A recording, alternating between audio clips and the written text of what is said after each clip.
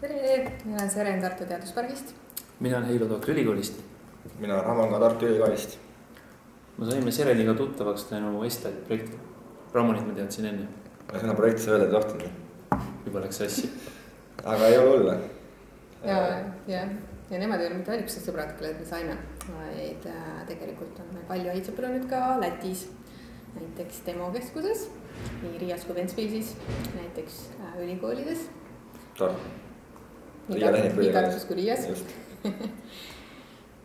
Ja me saime väga palju sõpru ka Läti koolidest, kus me lõbustasime palju, tegime õnnelikuks loodavasti palju Läti õpilasi koos meie sõpradega siis Riia Tehnikaülikoolist ja ka Eesti koolides käisime.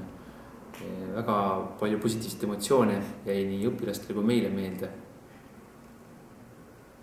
Eriti see, kui see bussi kinni jäi ja siis me saime ühe Läti bussivõiga ka sõbraks, kes end aitas välja tõmmata kraabist. Kuigi ta ei rääkinud otseselt eesti keelt ja mina ei rääkinud ei läti ega vene keelt, aga ta sai aru, milles probleem, et meil oli buss kinni. Just, ma olen nõus. Jah.